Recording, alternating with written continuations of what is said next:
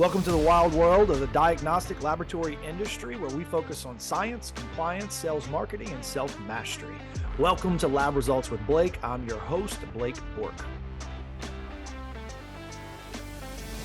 Good morning, friends, family, listeners.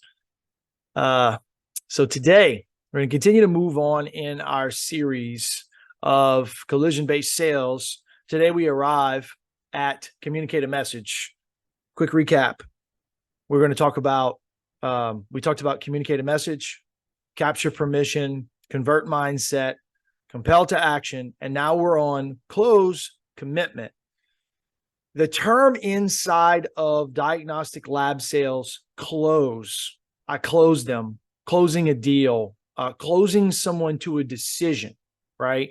Closing them and then collecting cash. It really doesn't exist in the way of practicality, because I can't close them one time. They are not closed one time and then I walk away, right? If I close somebody and I'm selling cars and I close them, yeah, I agree with you. You closed them. You basically got them to sign the contract. They got financing or they had cash. They buy the car. They drive off the lot. It's a one-time transaction. You hope they come back and buy from you again. But, you know, at the end of the day, yeah, you build some repeat customers, but you close them to that one thing. A real estate agent closing a deal on a house. Even you know, these online Amazon commerce, they want to close you on buying an item. So they're looking to close it and then collect cash as fast as possible. Remember, our next phase is create competence. So what I have to do is I have to close the loop on the behavior cycle. I have to close their commitment that they are going to continue to withstand the storm, that they feel that it is a better outcome for them to do these behaviors and to build these habits and these processes for patient care than without. So it's really about gestating the relationship and making sure that whenever we attempt to close their commitment, that we are bringing in the correct energy. And that's why you've heard me harp for the last hour or so on making sure that our information is rooted in fact, and that we are talking about the truth and we are presenting the realistic outcome, that we're side by side with them inside of their worldview and their self-view, and they never feel abandoned or alone. And we partner with them for the best outcomes, and we focus it all on patient care. And if we focus on the care is going to carry us through, right? Because when I close their commitment, if it's hard to be committed to something that they don't have a vision for seeing is going to work out, it's not going to last, right? And when we look around our world, there's a lot of people who break promises to themselves every single morning. There's a lot of people who break promises to their children every single afternoon. They break promises to their spouses. They break promises to their coworkers. They break their commitments constantly. Our words mean nothing today. So when you come in and you ask for somebody to be committed to your laboratory processes and to executing them correctly, then you must be committed to training them and making sure that they are successful in those tasks. So what does that look like? Okay, so first off, how you wake up in the morning. This morning I woke up, alarm goes off at 5:05. Man, I was close. I don't have a snooze button anymore, right? I just wake up. 5:05 came, I was close. I rolled back over and I was like, oh, this is just one time. And then that thought in my head came, this will be the first lie I tell myself today. I'm setting myself up. I'm not breaking this commitment. So I wake up at 5:05 because I used to wake up at 5, hit the snooze at 5:10. I'd really get up. So now I'm getting up at 5:05. I split the baby. So I get up, I watch Amazon, Gospel According to Luke. I then go in, help my wife, wake up my daughter, get my daughter prepared. Often in the middle ground between me bringing my daughter to school and my gospel time, I work out. I get about a 45-minute workout in. Today, I wanted to do a real long yoga stretch session because I've got a commitment to do martial arts on Tuesdays and Thursdays with my old sensei and my old crew I used to train with. Commitments all around. It's a schedule. It's a calendar, and I'm keeping them, right? So I've got to put myself first, and I've got to put myself in power. I'm collecting all of these yeses and these check marks all day long that continue to build not only my spirituality, not only my life with my wife and my family and the joy that that brings me, but I'm now carrying that energy into the way that I approach my clients.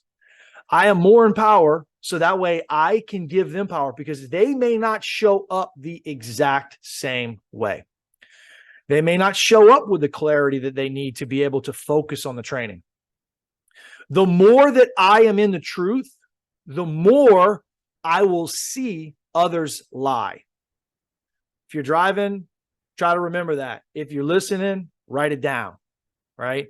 The more that I am in the truth, the more I will see others lie to me, and they will lie with their behaviors in front of me, with their body language in front of me. They will say, oh yeah, I got it, and not write it down. Or they'll say, and then I check in with them and ask them, what are you hearing me say? And they can't even repeat the words that were out of my mouth. There's so many times where people are inside of their own head whenever they're listening to a training. And if you are presenting triggering type of information, threatening type of information, they're going to always be in that space above their shoulders. They're going to be in their head, and your job is to get them to go from their head into their heart and to focus on patient care. So at every turn, every opportunity, when we're closing their commitment, and we're reminding them that this is going to benefit the patient. It's going to benefit the patient. It's going to benefit the patient. And you're getting their commitment that they're going to actually do the process correctly.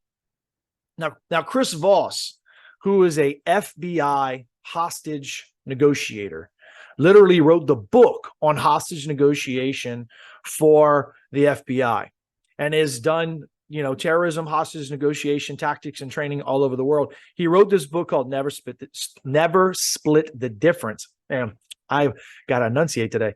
He wrote a book called Never Split the Difference. And it's literally, book is really about what its title is. When you're negotiating with someone, don't just go for the 50-50. Hey, I'm going to sell this for 100,000. Okay, well, I'm going to offer you 50,000. I'll offer you 25. Oh, meet me in the middle at 50. Like, don't split the difference. What it should be is that you know what your price is, you know what your value is, and you establish your value and you stay there. You do not negotiate with terrorists. You don't negotiate with somebody who's trying to take advantage of you. Your price is your price. Find somebody who will actually purchase you at that price, purchase your product at that price. Now, the interesting thing that he says about commitment in that is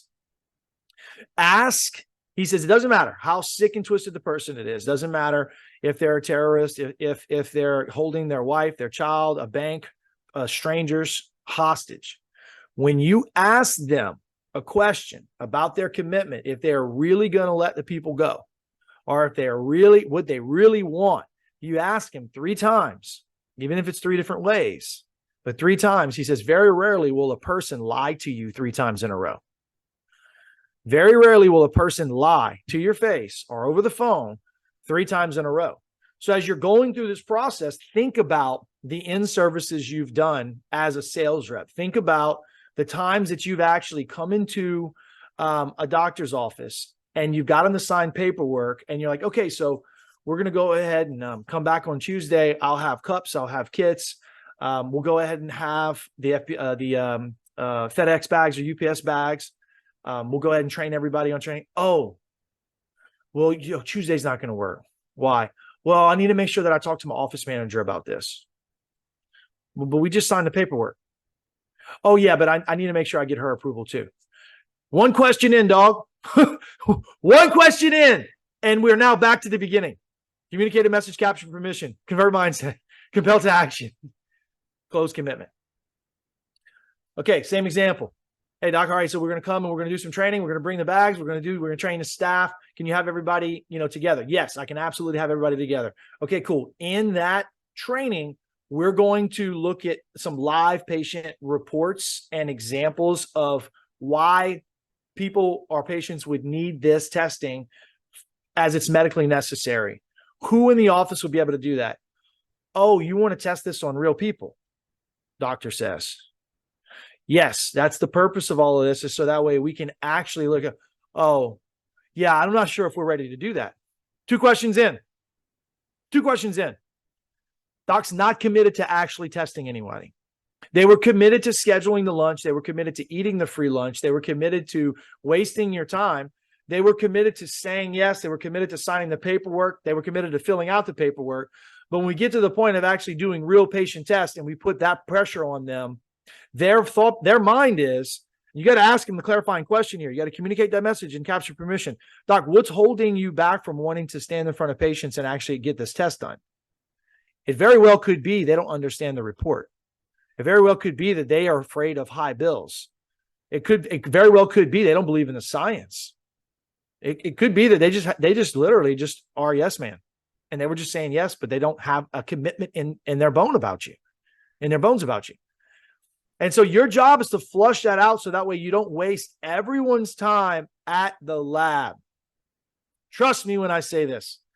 As a former lab CEO, an entrepreneur, a lifer in this business, I would rather a salesperson be honest with me and deliver hard truth than bullshit hopium in their pipeline.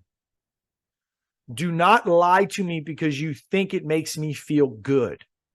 Don't do it. Don't tell me samples are going to come and then they won't come. Don't promise me that you're going to deliver volume on the job interview and we pay you and we trust you. And 90 days later, we have no results as an executive team from you and you blame us for your mediocrity.